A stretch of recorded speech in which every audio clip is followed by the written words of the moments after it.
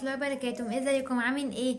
النهارده ان شاء الله هعمل لكم فيديو جديد. هكلمكم النهارده عن 4 كلمات بالظبط، 4 افعال يعني بينفع تيجي بمعنى يصبح، ممكن تيجي بمعنى يصبح. فالنهارده هنعرف لو ال4 دول جم في السؤال الواحد بمعنى يصبح او جم في الاختيار، يعني انا فرق ما بينهم ازاي. بصوا، ايه هما اول الكلمات دي؟ هما افعال، تمام؟ جو وجرو وجيت وبيكم. هنمشيها كده بالترتيب يعني. ماشي، تاني جو وجرو وجيت وبيكم. ال4 افعال دي ممكن تيجي بمعنى يصبح. فالنهارده في الفيديو ده هنعرف ايه الفرق ما بينهم. بس طبعا انتوا عارفين ان كل واحدة فيهم ليها معاني تانية غير معنى يصبح. يعني مثلا زي كلمة جو. جو لو انا قلت جو تو، لو ضفت ليها حرف جر تو، فمعناه يذهب الى، وبيجي دايما بعديها النون او الاسم المكان اللي انا رايحه له. يعني مثلا لو قلت جو تو سكول يعني رايحه للمدرسه، تمام؟ فدايما بيجي بعدها النون او اسم المكان اللي انا رايحه له. لو قلت مثلا جو اون، جو اون معناها ده فيرب بمعنى يستمر فيه، تمام؟ دايما دايما دايما بيجي بعديه الفيرب بلس اي ان جي او النون. مثلا لو قلت كمان جو ات، جو ات يعني معناها يهجم على. قلت كمان مثلا جو اوف، جو اوف يعني معناها ينطلق. فكل ما بضيف حرف جر كل ما بيديني معنى تاني مختلف عن المعنى اللي قبله. فانا بقى بتكلم لو جو جاي النهارده ساده خالص كده من غير اي حرف جر، ولو كانت جايب معنى يصبح، تمام؟ ما تدخلونيش في معاني تانية. انا دلوقتي بتكلم على جو، لو كانت جايب معنى يصبح هتبقى افرق ما بينها ازاي وما بين باقي المعاني التانية. كذلك برضو كلمة جرو. جرو ممكن تيجي بمعنى ينمو عادي، وممكن تيجي بمعنى يصبح، تمام؟ كلمة جيت، جيت لو قلت جيت اون معناه يركب، لو قلت جيت اوف معناه ينزل، يعني يركب وسيلة مواصلات او ينزل من وسيلة مواصلات، يعني وسيلة مواصلات يعني. ماشي. ولو قلت مثلا جيت انتو، جيت انتو يعني ممكن اقول مثلا معناها يشارك فيه او يرتدي او يدخل مكان مثلا فلاني. فاهمين؟ حرفيا كل ما بضيف حرف جر كل ما بيديني معنى مختلف خالص عن المعنى اللي قبله. فبس انا بقى النهارده جاي اتكلمكم عن الكلمات دي كلها لو كانت جايه بمعنى يصبح بس، انا افرق ما بينهم ازاي. عندكم مثلا كلمه بيكم، بيكم ممكن تيجي بمعنى يصبح عادي، هي دايما بمعنى يصبح اصلا. يعني انا الصراحه ما شفتش ليها معنى تاني غير معنى يصبح. لو انتوا تعرفوا ليها معنى تاني فاكتبوا لي في الكومنتات، تمام؟ عندكم مثلا كلمه ايه تاني؟ خلاص ان كنا كده قلنا ال4. طيب النهارده بقى انا جايه اقول لكم ال4 كلمات دي لو جم بمعنى يصبح افرق ما بينهم ازاي. كلمه جو، اول حاجه كلمه جو التصريفات بتاعتها جو، جو وينت جان. ماشي. هي بتبقى لو جت بمعنى يصبح فهي بتكون حالة اتحولت لحالة تانية، وما ينفعش الحالة التانية دي ترجع للحالة الأولى أو الحالة الأصلية اللي هي كانت عليها. يعني مثلا لما أجي أقول الطعام مثلا، أنا همثل لكم النهاردة مثال على الطعام. لو أنا قلت لكم مثلا الطعام أصبح سيء أو الطعام أصبح بايظ، الطعام بقى بايظ، أصبح بايظ، فأنا كده بستخدم أصبح، يعني هستخدم كلمة جو. فهقول ليه بقى اشمعنى جو؟ ليه ما اقولش جيت؟ ليه ما اقولش بيكم؟ ليه ما اقولش جرو؟ علشان جو هنا اتحولت من الحاله اللي هي الصلاحيه، صلاحيه الاكل او صلاحيه الطعام، الى حاله عدم الصلاحيه، بقى خلاص معدومه الصلاحيه، وما ينفعش ترجع للحاله الاولى اللي هي كانت عليها، ما ينفعش اكلها، خلاص الاكل بايظ. عشان كده انا وقتها استخدمت جو، ما استخدمتش جرو ولا استخدمت بيكم ولا استخدمت جيت. جو دايما بتيجي مع حالة اتحولت لحالة تانية، وما ينفعش الحالة التانية دي ترجع للحالة الأولى اللي كانت عليها، خلاص انتهت، ما ينفعش ترجع لأصلها. هقول بقى مثال بالإنجليزي أقوله ازاي. هقول مثلا the food went bad. هتقولي ايه ده يا منى انت غلطتي، المفروض تقولي the food went badly عشان ده فعل المفروض يجي بعديه حال، صح ولا ايه؟ هقول لكم لا، انتوا بقى اللي غلطتوا المره دي. عشان الافعال دايما اللي بتيجي بمعنى يبدو او يكون او يصبح، يصبح اهو من ضمن اللي بيقوله النهارده، او يظل او وصف الحاله، الشله دي كلها ال5 الافعال اللي بتيجي بمعنى الحاجات دي دايما عليهم 3 ملاحظات.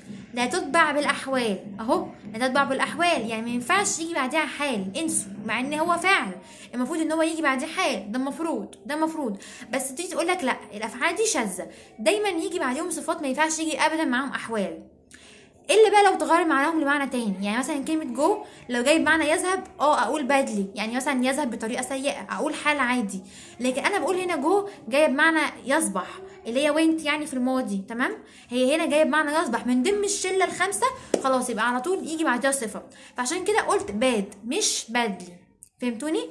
نقطة مهمة جدا على فكرة، وانا قلتها قبل كده في فيديوهات كتير قوي، وهبقولها تاني اهو عشان مهمة. الافعال تاني اللي بتيجي بمعنى يبدو او يكون، يبدو زي مين؟ زي لوك، سيم، ساوند، تمام؟ الافعال دي كلها الافعال تيجي او ابير كمان بمعنى يبدو او يظهر. الافعال اللي بتيجي بمعنى يبدو او يكون، يكون زي مين؟ زي فيرب تو بي، ام، ايز، ار، او ووز، او وير، فاهمين؟ او يظل زي stay، keep، remain، تمام؟ still، الافعال اللي بتيجي بمعنى يبدو او يكون او يصبح زي ما قلنا اهو، اللي هي جت يعني، وجو وجرو وبيكم. الافعال دي بتيجي بمعنى يصبح، فدايما هيجي بعديهم صفات مش احوال.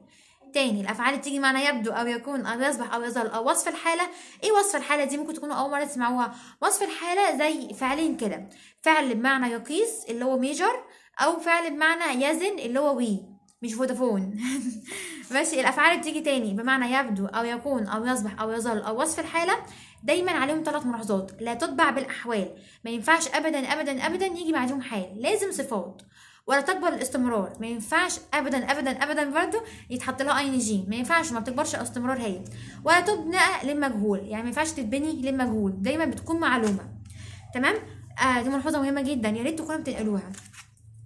عشان كده انا قلت the food went bad، ما قلتش the food went badly. تمام، عشان هنا went جايه بمعنى يصبح، فهحط بعديها صفه، ما بحطش بعديها حال، ده لو بمعنى يصبح. تمام.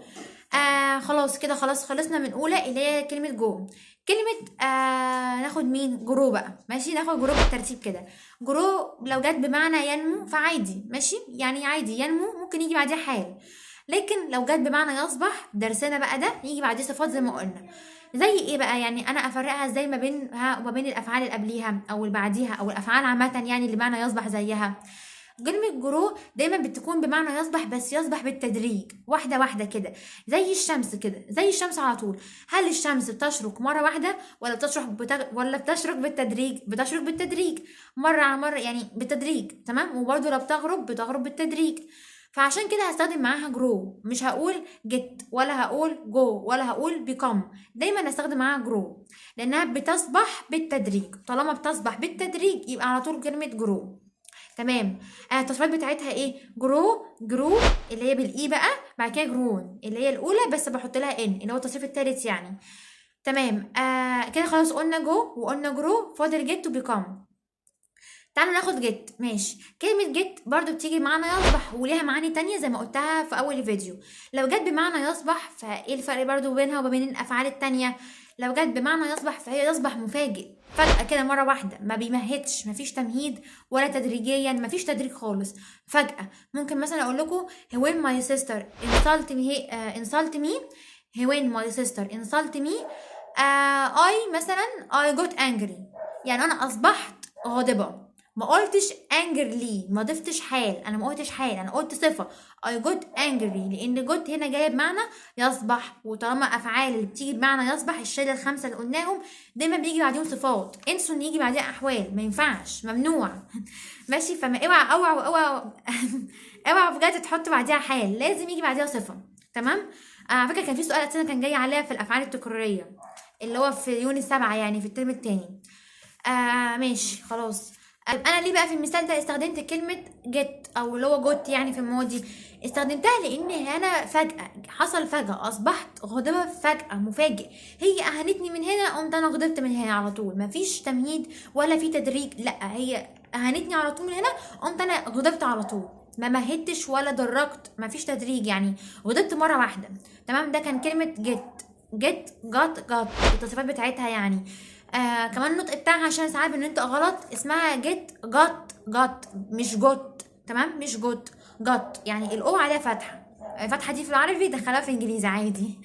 ماشي كده خلاص. قلنا جو وقلنا جرو وقلنا جيت، فاضل بيكم. بيكم دي بقى سهله خالص، ما فيهاش كلام كتير. كلمه بيكم دايما بتيجي بمعنى يصبح، ما لهاش معاني تانية غير كده، يعني انا ما شفتش الصراحه معاني تانية. ودايما بتيجي مع الكالرز، بتيجي مع الالوانات دايما.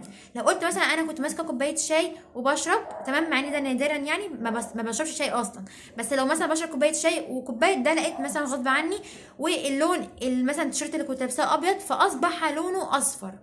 طالما الوانات في ابيض واصفر والوانات في الجمله، خلاص على طول كلمه بيكم، والتصريفات بتاعتها بيكم